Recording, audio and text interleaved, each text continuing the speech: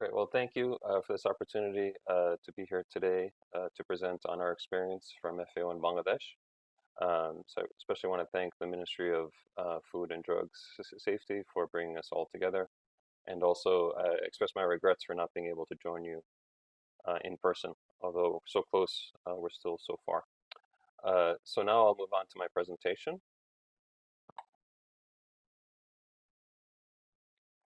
So I'll be speaking today about combating antimicrobial resistance from farm to fork and describing our cost-effective approach to building a comprehensive risk mitigation program in Bangladesh.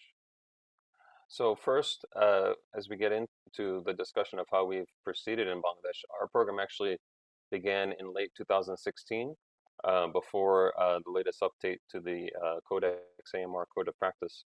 But I did want to put a few of the guiding principles here, which were quite crucial, or have been quite crucial to the approach that we've used in Bangladesh.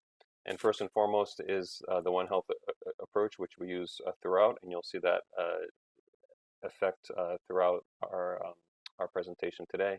Also using the lists and guidelines available from both WHO and OIE. You'll see that in our presentation.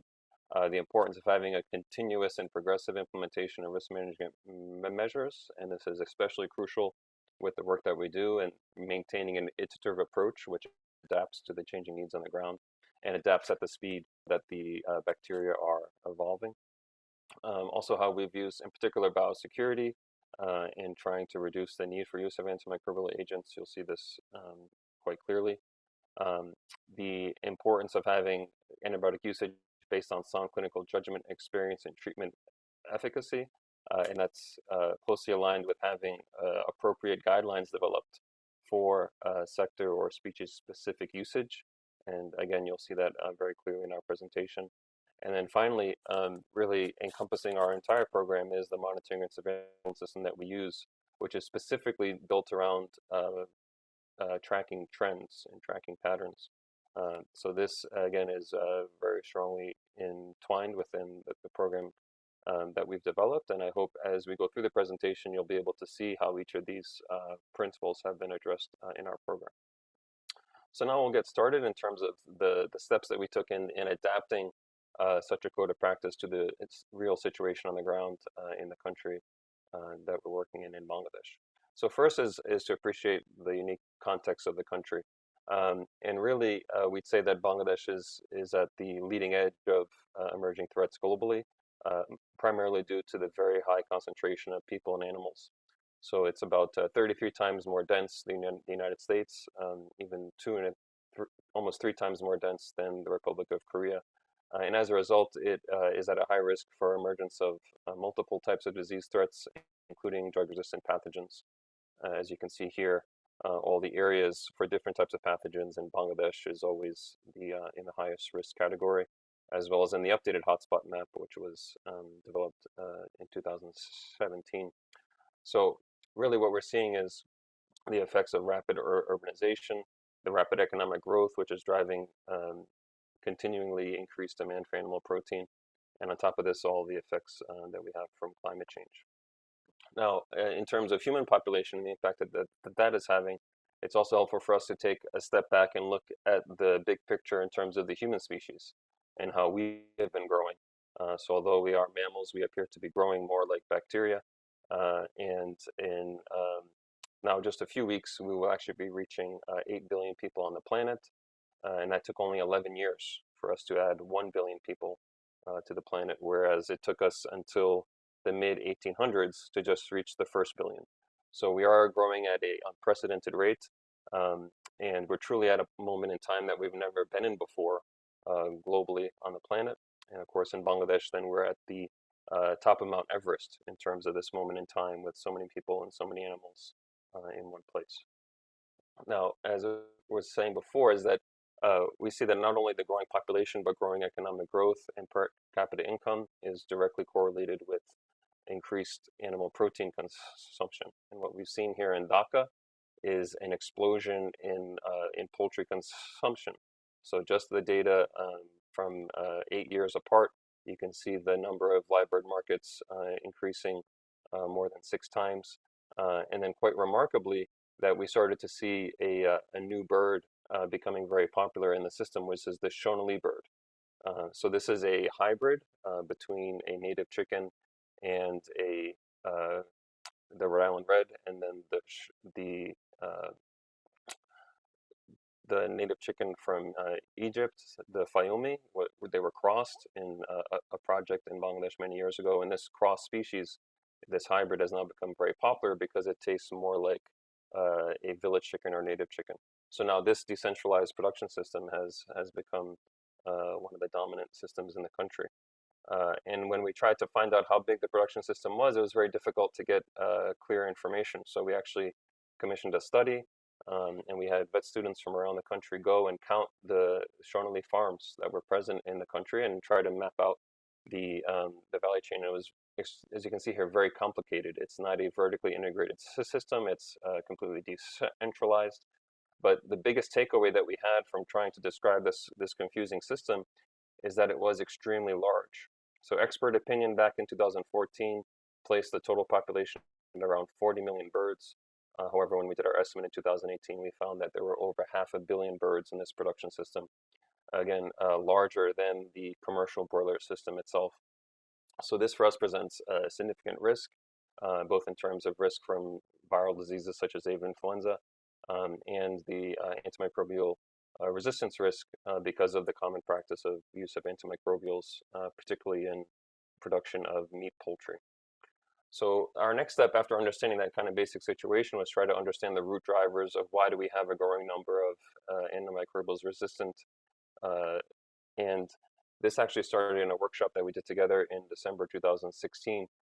So this was a One Health event for us, bringing together representatives from human and animal health from both the public and private sectors. And we spent trying to understand why there was this rapidly growing risk of resistance in the country. So this led to the development of this causal diagram, as you see here, and everyone's individual inputs are in these little red cards, and then we summarized the major points here in the yellow cards, and then these actually drive up in a causal relationship up to the issue of the growing resistance in bacteria. And when we zoom in on what the sort of core issue was, we found that there was a lot of inappropriate usage, particularly that was doctor driven. So you see here inappropriate therapeutic usage, inappropriate prophylactic usage, and not always selection of the appropriate product for the appropriate condition. So getting back to those original principles from the code of practice and seeing that those weren't really being followed, and that our stakeholders were identifying that as a major issue. So we also tried to spend time as well to use different tools and approaches to try to help raise awareness as to exactly how risk spread. So this is from another workshop that we did on AMR surveillance. And the participants here are actually role-playing poultry and poultry moving through the value chain, and then the usage of antibiotics, which occurs at different points along that value chain, and the impact that that has then on the environment. So what we see here are usage of ciprofloxacin in white and colistin here with the orange balls, and then different bacteria that are in the environment and in the waterways, and then how the persistence of those antibiotics in the environment drive resistance, in some cases far away from when the antibiotic or where the antibiotic was actually used. And as we went through this process, we also found that it was difficult for us as professionals to understand just how fast bacteria can adapt to changing situations in the environment.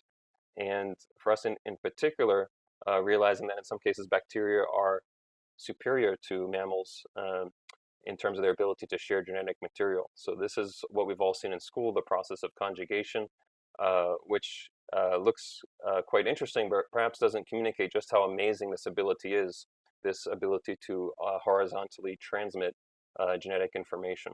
So with that in mind, we thought we'd try to use another analogy to help drive it home. And again, this is again trying to use different approaches that help to open up our awareness. And in this case, we were trying to see if the movie The Matrix was really a story about the fight between antibiotics and resistant bacteria. So instead of Neo versus Agent Smith, we said, what if this was Dr. Ciprofloxacin versus Agent E. coli? So here's the video here.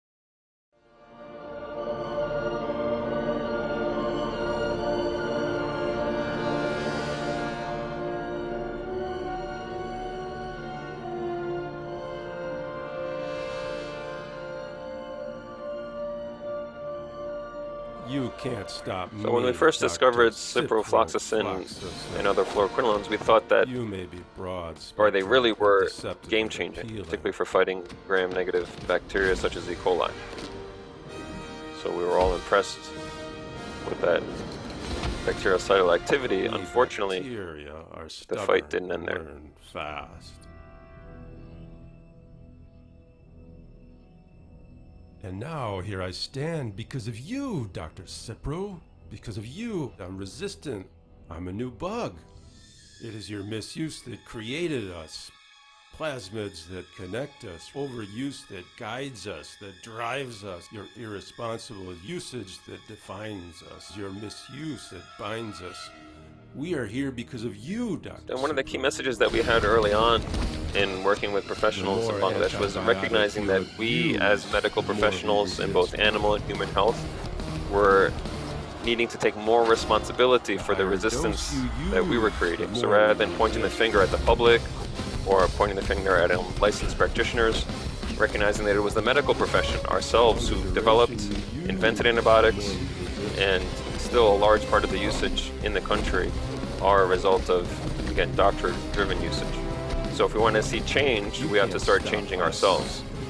And of course, the bigger process of this was recognizing that bacteria are superior to us in their ability to adapt. So again, if bacteria were like humans, and humans could do what bacteria could do, this is what it would look like. It would be mind-blowing.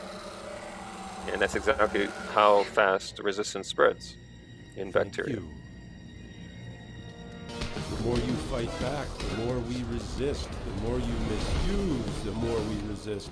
The more you overuse. Of course, we saw that we might try new formulations, we'll try higher concentrations, longer duration, but ultimately this only leads to more and more resistance. It's not a fight that we can win. It's so important to recognize that if we keep fighting the fight the same way that we have, it'll only get harder and harder. The more you abuse, the more we resist. The more you overuse, the more you overuse. The more you abuse, the more we resist. The more you abuse, the more we resist. It is inevitable.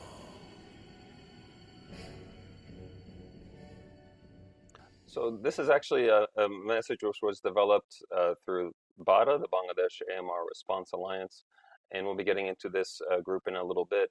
But again, part of our approach is to have stakeholder-led initiatives, and the BADA community has been quite active on this front. So now, with a better appreciation of what the issue is in terms of the rising risk, we wanted to get also a better view of what was happening from farmers' eyes. So being able to look at the production system from the eyes of those who we're seeking to support. And just one important piece of context here is that in Bangladesh, antibiotics have been banned in all feed by national law since 2010. So that was actually done quite early on, and has, in some ways, Bangladesh has been at the forefront of this issue. However, when we go to look on farms and we see that there are a number of small-scale farmers who are raising most of the poultry that we eat, we found that on these farms, usage of antibiotics was unfortunately quite common. So this is just from visiting one farm, and we said, okay, well, what antibiotics do you have? And they pull out a bottle of ciprofloxacin, again, which is quite common to find. But then there were other antibiotics, again, all on the same farm. And all of these are used in drinking water, so they're not in violation of the law. So as we go through, we actually just on this one farm, we found that they had 11 different antibiotics, 7 of them on the critically important list, including antibiotics such as colistin and fluoroquinolones such as ciprofloxacin. And we asked, where did you get these antibiotics? They said, well, they're prescribed, again, by our veterinarian. So again, not something that we would point to the other sectors. We can point the fingers at ourselves in terms of trying to drive change. Now, we then sat down with some of the leading poultry vets in the country and tried to understand what uh, types of antibiotics they were using for different types of diseases. So this was a participatory session that we did over a day-long meeting. And what we found is that they used a wide variety of different antibiotics. So there was a great range and variation by disease. Overall, we found that 36 different antibiotics were being used, and that many of them are critically important, including those on the watch and reserve list from WHO. So that was a major eye opener. There didn't appear to be perhaps a strategic or evidence-based approach to how antibiotics were being used. It was very much unique to each practitioner what antibiotics they were choosing. On the human side, also, we found that very strong and in some cases what would be considered last line antibiotics in Bangladesh were being commonly prescribed. These are, for example, this is imipenem and meropenem, which can be purchased from regular pharmacies, even though they're typically only used in clinical settings in a hospital. And then particularly since COVID and the response of the clinical sector to COVID cases, we've seen increasing usage of meropenem in a prophylactic modality as well, not just in response to resistant infections, but being used across all the critical COVID patients in the hospital. So we actually spent some time, this is from another workshop that we did with some of the leading human doctors at one of the largest hospitals in the country to try to understand why or what is preventing them from following guidelines. So this was actually done in 2019 after guidelines had already been developed. And they admitted to struggles with following the evidence-based guidelines. So we asked why. And what was really interesting is that a lot of the issues that were brought up were not external factors like the right antibiotic not being available or having limited patient resources. A lot of it dealt with either peer pressure from people around them or their own uh, concerns and vulnerabilities internally. So you see here first that other doctors don't follow. So again, there's peer pressure. Um, they have strong influence from drug companies to use specific products. They don't always have enough lab support, so that they're not sure that they're using the right product. But then they also acknowledge that they were resistant to change, and that resistance to change could was fed by, in some cases, a lack of motivation, and that lack of motivation was emerging because they weren't always, again, clear on which guidelines they should follow, and they were having a fear of failure. And this fear issue came up so often. You can see this big cluster around fear. Um, so really important that we also understand that there are major constraints to practitioners in trying to follow guidelines. And if we don't acknowledge those fears and deal with them, then concrete change is very challenging. So ultimately, we did have this reality check that livestock production systems, particularly poultry, were being overwhelmed by skyrocketing demand. And then, of course, the usage of antibiotics that was accompanying that. And that both human and animal doctors were not always sure what antibiotics they should be using. And they didn't always have the resources available to guide their usage. So we then tried to see, okay, well, how can we figure out then how to translate responsible antimicrobial usage into actual antibiotics that are being used? And to do this, we had to go through another step. So we call this kind of step 4A, which is first we needed to describe the patterns of resistance amongst the infections that we're trying to treat, and then the importance of keeping these uh, uh, descriptions updated because bacteria are evolving so fast. So it's not a one-off activity. It's something that we need to continue. Now, this is the system that we have developed. There's a flow diagram here on the left, which is meant to be designed to allow the input of data from different types of systems. So we have different types of laboratories in Bangladesh, public labs, private labs, and some of those labs are able to provide disaggregated information on a individual culture basis. Other labs are providing summary information according to pathogen. Uh, so we wanted to really try to make a system that could take different types of data from different types of labs and put it all together into one database. And this being a One Health database means that human data is alongside other species. So you see here we choose species. You could choose chicken, human, dog, or cat, for example. Now, with that system that's been developed, what we're able to do, we're to develop various antibiograms, which are then used to guide the development of antimicrobial usage guidelines. So these are the first guidelines that we developed, or first antibiograms we developed back in 2017. Um, and you see here, in this format, blue was representing very low levels of sensitivity, and red was representing high levels of sensitivity. So you see here, this is human abscesses. They most commonly found Staph aureus, and in this case, clindamycin was found to be 80% sensitive, gentamicin at 92% sensitive, and some other antibiotics being at very low sensitivity, such as azithromycin at 23%. Um, these have then been updated. This is the latest one that we have from 2012. These are human urine, sorry, 2022. These were just done this year. And this is from human urine. And what you can see here is the color coding has changed. Now we use red to represent low levels of sensitivity and green to represent the highest levels of sensitivity. So in this case, with E. coli being the most common pathogen being found in human urine, we're finding the aminoglycosides are performing quite well, such as you see here, amikacin at 92%. But very worrisome is the performance of fluoroquinolones. So you see here ciprofloxacin only clocking in at 23% sensitivity across the samples in the study. And really the only oral antibiotic which can be prescribed now empirically with a high likelihood to work is nitrofurantoin, which of course we can't use in advanced pregnancy, and that's clocking in at 70% sensitivity. Now, what's interesting though is that because we've developed this alongside our animal system, we're starting to see animal data coming in. This is primarily coming from labs that are doing testing for the poultry industry, as well as some of the surveillance that we're supporting through the government.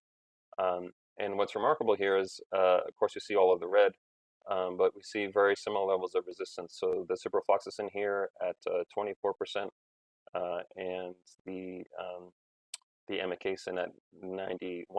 Again, very similar to the patterns that we're seeing in people, and not the kind of patterns that we want to see.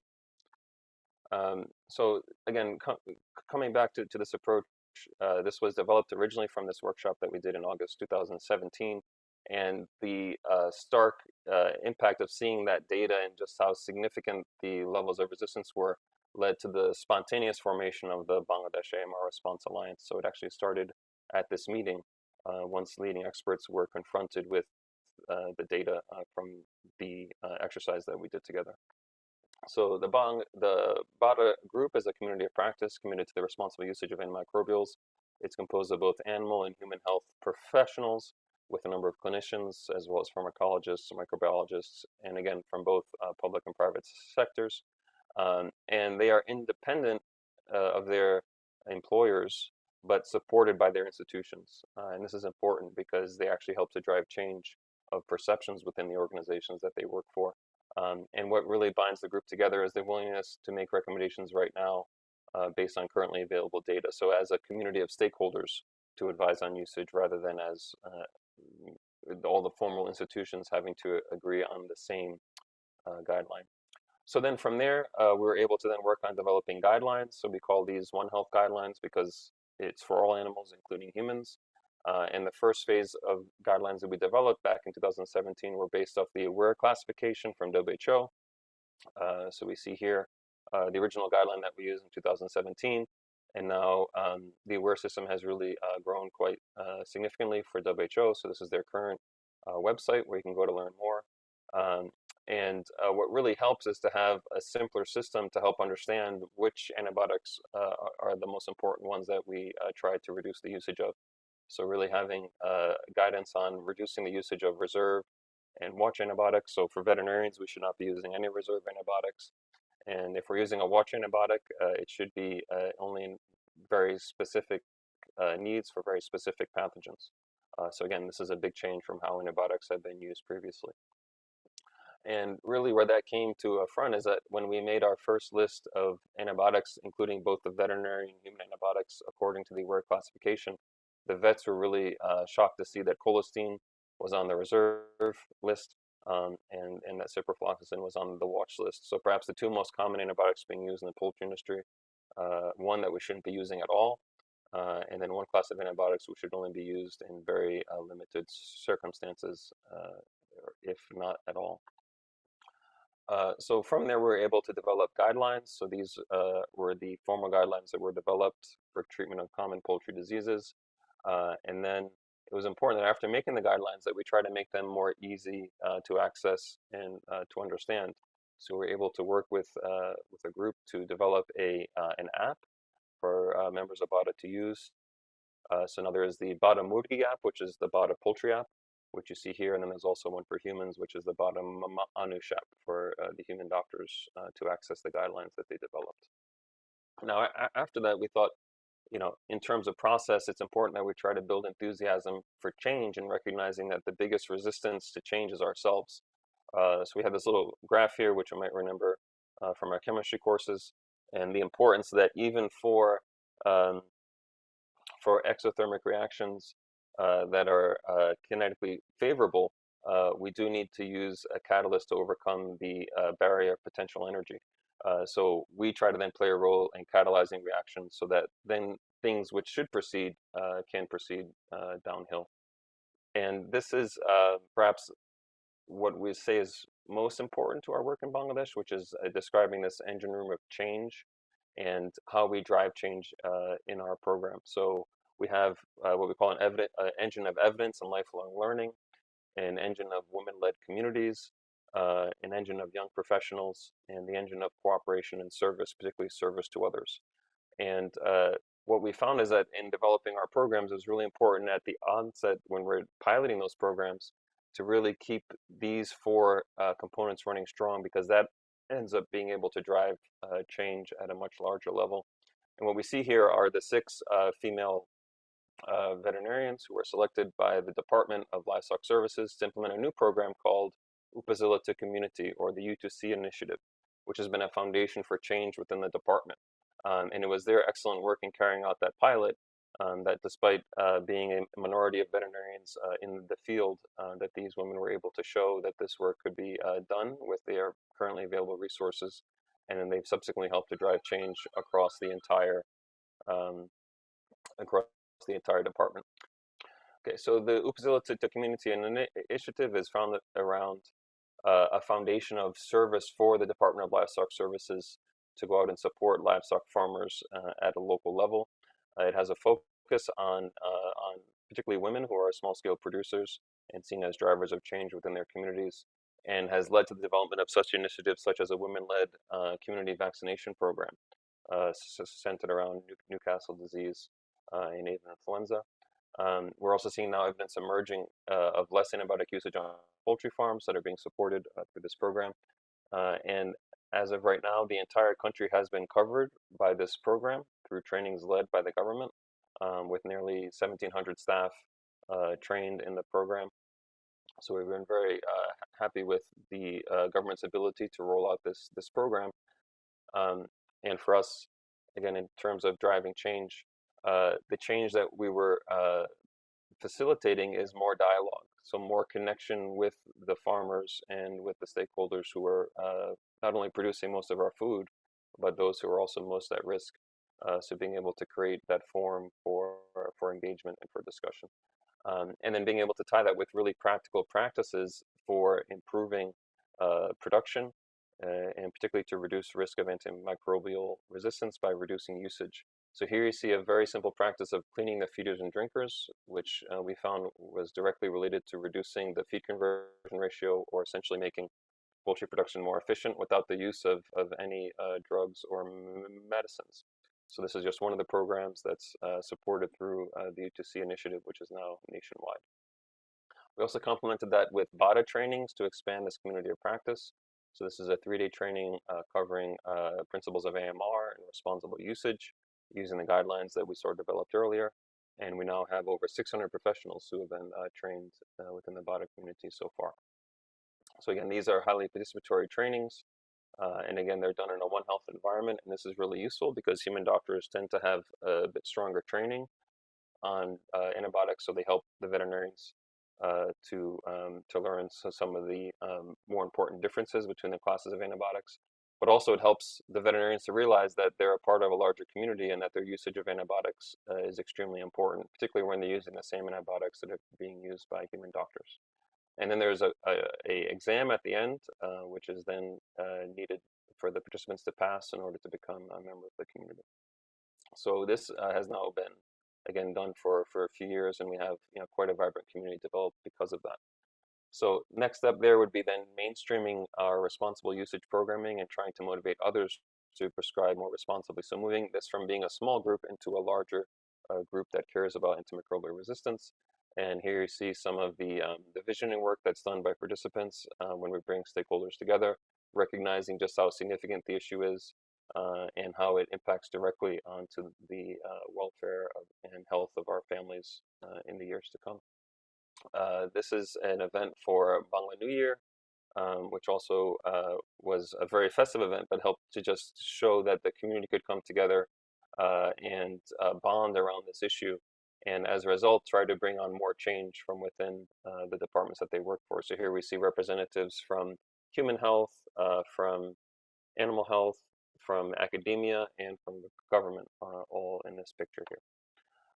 We also did events at other continuing education forums. So this is the CVET conference, which is the National Conference for Continuing Education of Veterinarians, and where participants signed a declaration for commitment to controlling antimicrobial resistance.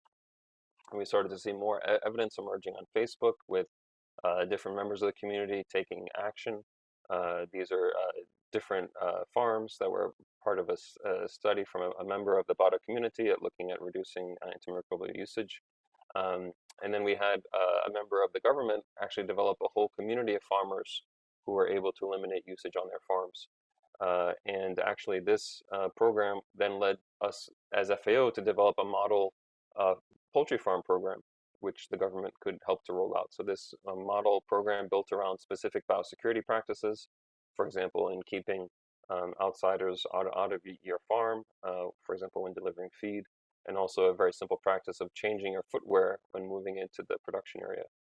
So in addition to those cleaning practices that we saw earlier, these really simple biosecurity practices have significant impact on reducing risk of disease entrance, and not only reducing the risk of diseases such as avian influenza and Newcastle disease, but also the need to use antibiotics.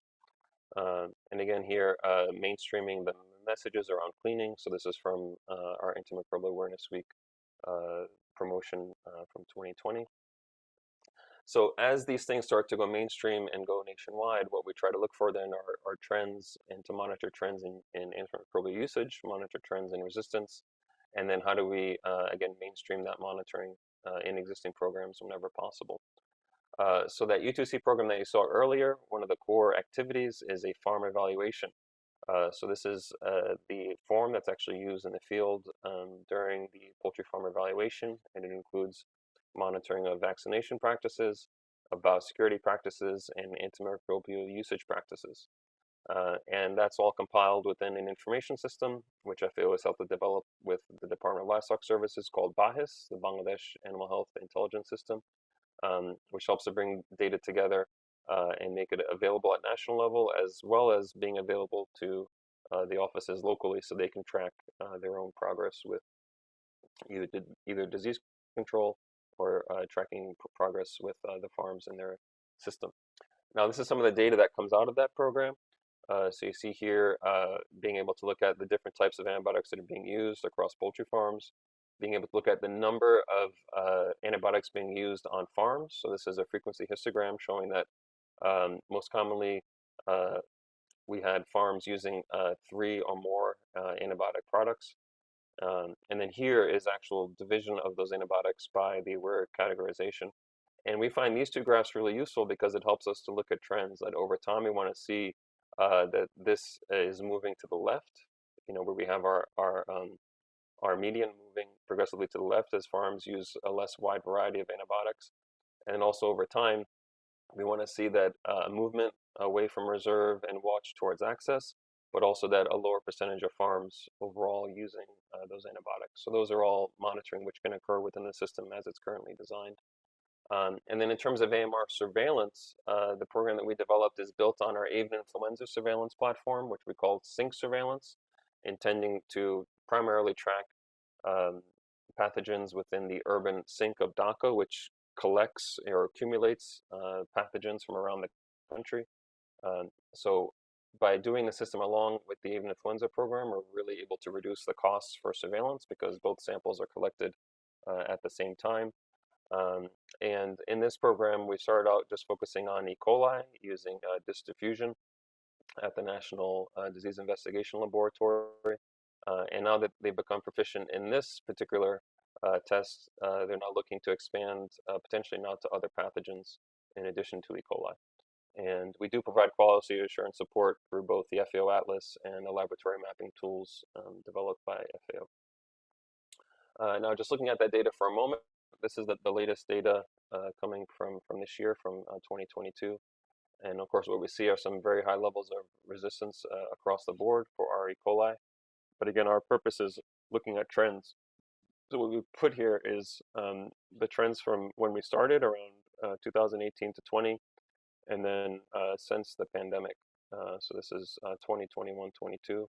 And in general, we've seen that resistance levels have remained high, and we've seen growing resistance in some areas, for example, ciprofloxacin and colistin, which we know are some of the more highly used antibiotics in the country.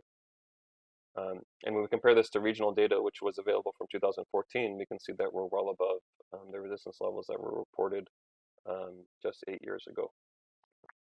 So now, as our last step, we really want to see if this data and the work that's being done by the community is able to drive change, and particularly drive policy change. So the example we're using here is actually this recent discussion around colistin.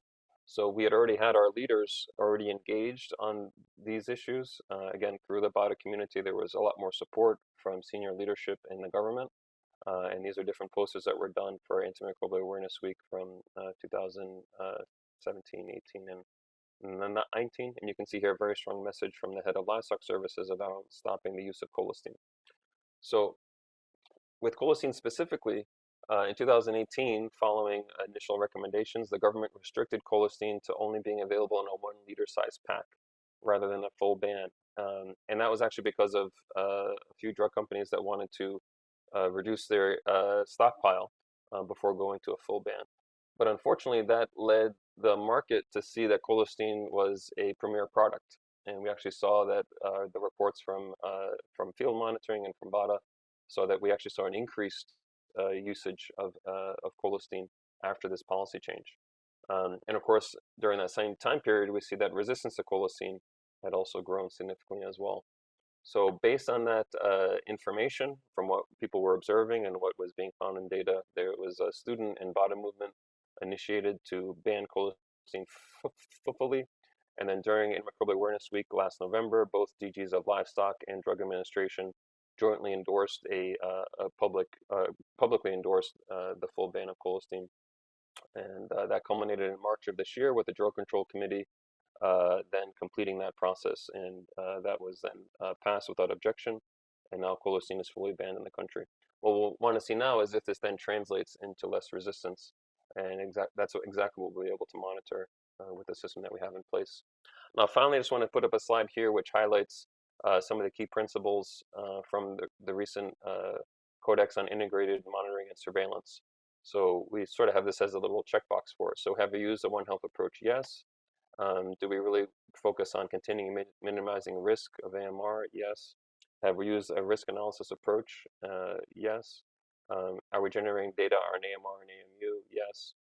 Are these allowed to have continuous improvement and adapting to the situation on national priorities? We believe so.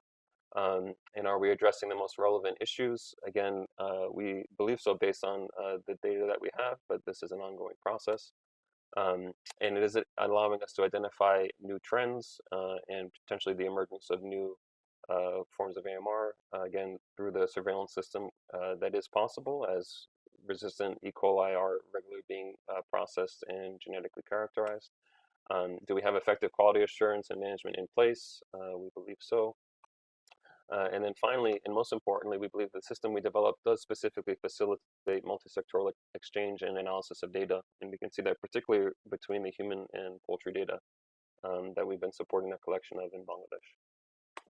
So finally here, our last slide is just to have some insights that we think are helpful in trying to translate the new codex guidance into action. So one, the importance of monitoring trends and patterns, and that's much more cost efficient than monitoring absolute consumption. And again, that's something that we've been able to do in Bangladesh without, again, a large budget requirement. Urban live-bred markets and slaughterhouses are really important to enable us to monitor overall resistance patterns within the entire value chain. So we can look at urban markets as a way of monitoring the entire chain rather than having to do on-farm testing. Um, and we see that it's important that these programs are integrated into our current farmer support and surveillance programs. So you saw U2C, which helps us address both the risk of avian influenza and AMR, and the same thing we've done on the surveillance side with sync surveillance. And then this one, which perhaps isn't really captured in the guidelines as much, but the importance of having momentum building processes that help us to drive change is just as important, if not more important, than the technical design itself. And finally, not finally, information management being really important to be able to enable real-time monitoring and decision making. And we've developed these systems to also be adaptable to other countries and other contexts. So we hope that there may be other countries which can benefit from some of the work that Bangladesh has done. Um, and also that human doctors are playing a really key role in driving behavior across uh, the antibiotic usage spectrum, including for veterinarians. So we see One Health as not only an important component, but an essential component, particularly for driving change within animal health. And finally, that the next generation of professionals are really primed to tackle the public health challenges that our generation is leaving behind. And we hope that at least our work in Bangladesh can serve as an inspiration to continue along this track to try to better prepare our next generation of professionals for the future. Thank you very much for this opportunity today.